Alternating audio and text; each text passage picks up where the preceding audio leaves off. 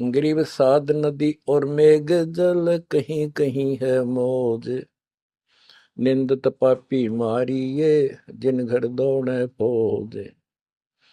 गरीब दैत दल दरमल, असुर दल आसगे।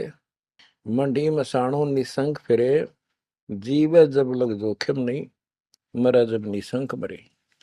यानी सच्ची भक्ति परमात्मा कबीर जी की सत साधना पूरे सतगुरु से लेकर जो साधना करता है भक्त भक्तमती बच्चे, वो कहते हैं मंडी मसाणों, शमशान घाटों पर मंडियों पर जो लोग जहाँ पूजा बकवाद करते हैं और राक्षसों के झुंड ये भूत प्रेत घूमते फिरते हैं कि इन मकी निसंग फिरो, निर्भय होकर घूमो, जीव जब लग जोखिम नहीं और मरो जब निसंक मरो, कि परवाह ना करना।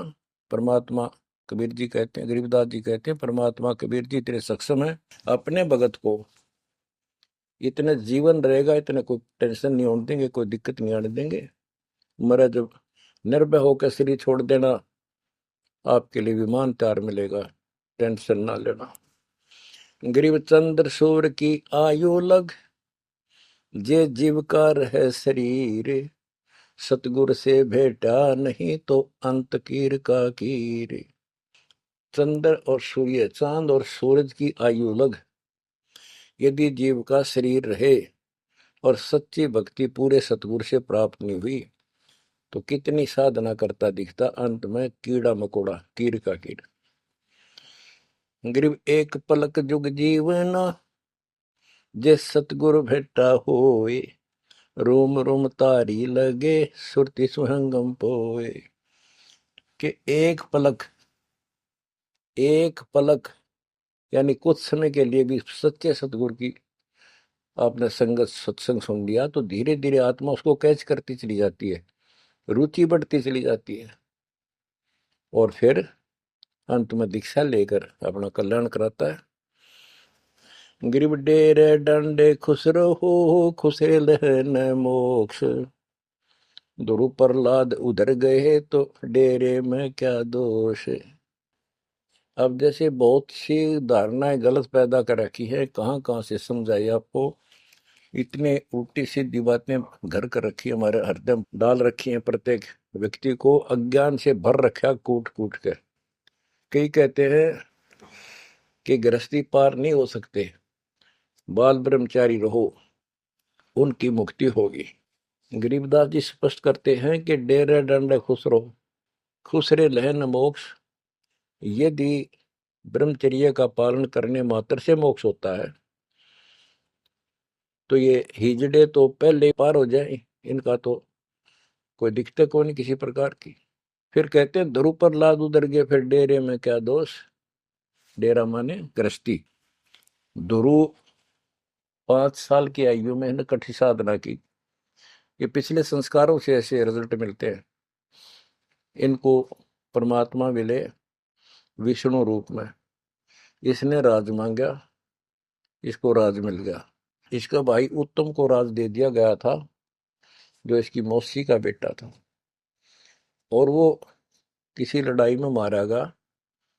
इकलौता पुत्र शेष ध्रुव बच गया उत्तान पात के। तो वो राज जो मां ने कर्म फोड़ के एक भगत को सताकर, अपनी बहन को भी सताया था इस सुरीति ने, जो उत्तम की मां थी। ध्रुव का भाई उत्तम था, मौसी का बेटा। तो उसने इतने कर्म खराब किए, अपनी बहन को सताया, ध्रुव भगत को तंग किया, उसका लात मारी, धक्के मारे, अपने बेटे को राज दिलाया। परमात्मा की लीला देखो, उत्तम युद्ध में मारा गया, ध्रुव को फिर वो राज मिला। ध्रुव की अपनी भी शादी हो चुकी थी और उत्तम वाली पत्नी भी ध्रुव के साथ लगाई गई। तो कहने का भाव ये है, बकवाद नहीं चले, वे विचार परमात्मा को कति पसंद नहीं। पर शादी विवाह कभी मना नहीं किया। ब्रह्मा विष्णु महेश तीनों शादीशुदा, और इनके उपासक को ब्रह्मचारी रहना चाहिए। अच्छी बात है, बकवाद नहीं करनी चाहिए, लेकिन ये एक गलत धारणा बढ़ाना अच्छी बात नहीं। डेरे डंडे खुसरो हो, खुसरे लहन मोक्ष। ध्रुव प्रहलाद उधर गए तो डेरे में क्या दोष।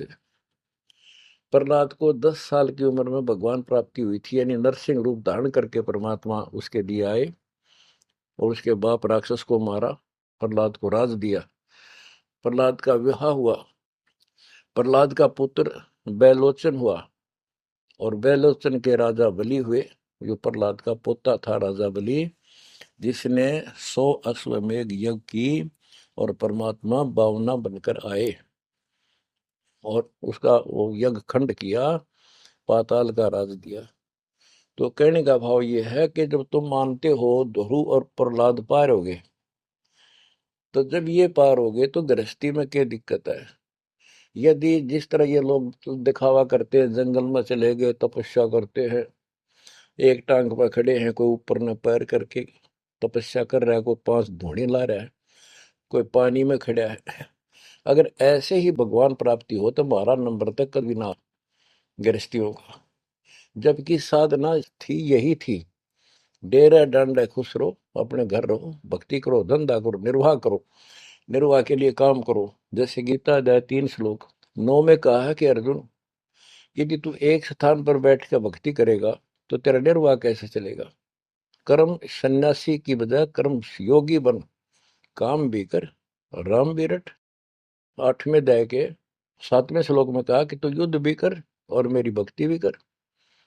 यानी काम, युद्ध से कठिन तो काम होता ही नहीं। तो यह बताते हैं, और गरीब गाड़ी बाहो घर रहो, खेती करो खुशहाल, साईं सिर पर राखिए तो सही भक्त हर लाल। गरीब डेरे डंडे खुश रहो, खुश रे लहन मोक्ष। ध्रुव प्रहलाद उधर गए तो डेरे में क्या दोष।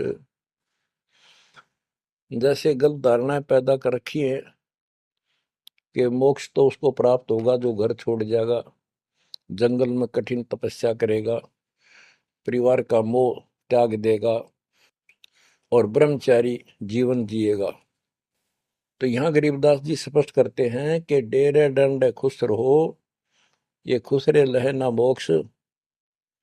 अपने घर पर रहो आराम से, यदि ब्रह्मचर्य का पालन करने मात्र से और जंगल में बैठ जाने से मोक्ष होता है, तो ये खुसरे इजड़े तो सारे पार हो जाए।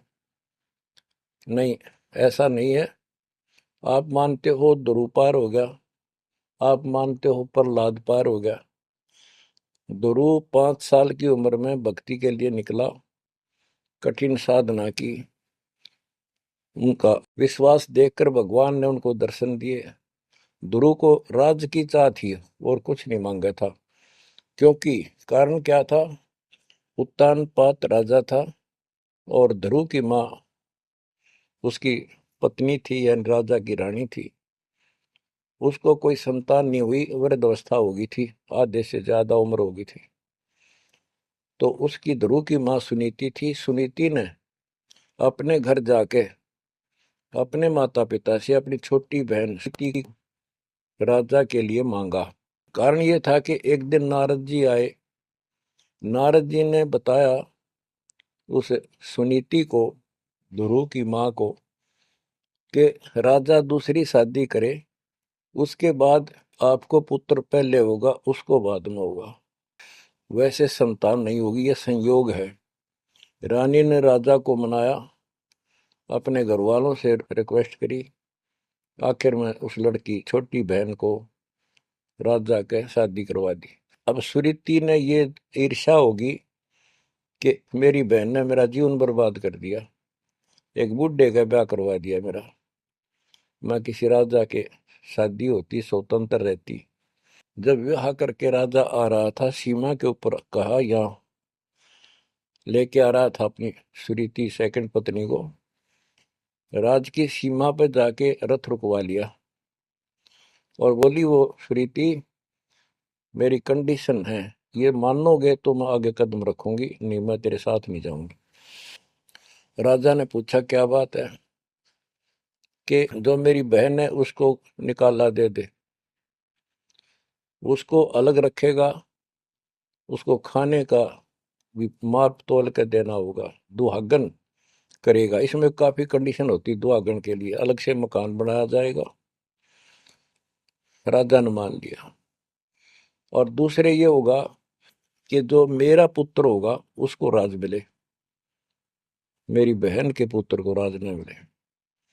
इस तरह की शर्त सारी राजा ने मान ली। आगे फिर पहले ध्रुव हुआ। ध्रुव जब उत्पन्न हुआ उस समय माँ वैराग्य में थी, घर से अलग दूसरी जगह रखा हुआ था। और ये बहुत लंबी कहानी है, इतना यहाँ नहीं बता पाऊंगा। तो उत्तम को राज दे दिया, ध्रुव को धिक्कार दिया, भगा दिया उसकी माँ ने। तो ये लंबी कहानी है, यहाँ इतना समय नहीं मैं आपको बता पाऊंगा। तो ध्रुव परमात्मा से राज लेने के लिए माँ से पूछा ध्रुव ने, माँ उत्तम को राज किसने दिया? बेटा भगवान देता है, परमात्मा ने दिया, उसके भाग में लिख दिया, तेरे भाग में नहीं है। तो ध्रुव बोला मैं भगवान से राज लूंगा। यूं कहकर छोड़ कर चल पड़ा। 6 महीने तक एक पैर पे खड़ा होकर या जैसे भी तपस्या खूब की, जाप किया। पिछले संस्कार से होता ही है वैसे, तब तो दुनिया करती है। पिछले युगों का बहुत संस्कार भक्ति करते करते आए हुए थे और वो काफी संग्रहित थी, उसके प्रतिफल में मालिक ने उनको ऐसा कुछ कर दिया। परमात्मा प्रकट हुए, बोले भाई क्या मांगता है बोलो। मुझे राज चाहिए भगवान, मुझे राज दो। ठीक है, राज दे दिया कि पहले तो यहाँ कर, फिर तुझे ऊपर एक अलग अलग से ब्रह्मांड बना के, तुझे अलग से नगरी बना के दूंगा, द्वीप।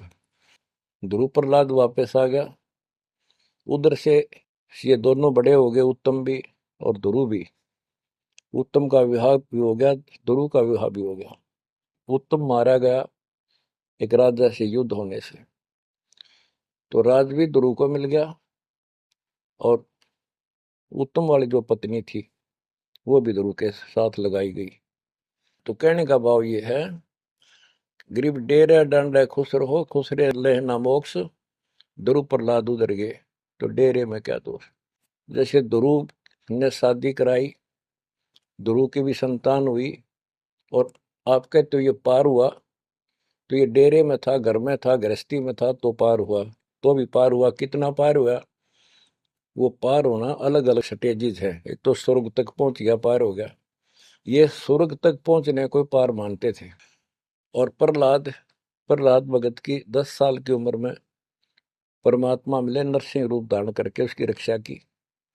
उसके बाप राक्षस को मारा, प्रहलाद को राज्य दिया, और उसने शादी कराई प्रहलाद ने बड़ा होकर के। उसके एक पुत्र हुआ बैलोचन, और बैलोचन का पुत्र हुआ राजा बलि। यानी प्रहलाद का पोता राजा बलि था, जिसने 100 अश्वमेघ यज्ञ की थी। और भगवान बावना रूप धारण करके उसकी 100वीं यज्ञ को खंड कराने के लिए गए थे। तो कहने का भाव ये है कि गरीबदास जी कहते डेरे डांडे खुश रहो, खुश रे लहना मोक्ष, ध्रुव प्रहलाद उधर गए। इनका उद्धार हो गया। कितना हो गया वो उस भक्ति से पर निर्भर करता है। तो इस गृहस्थी में क्या दोष। बच्चों ये वाणियां कैप्सूल रूप में बना रखी है, जैसे पुड़िया होती है। इस एक पंक्ति में बहुत बड़ी कथा इसके अंदर भर रखी है।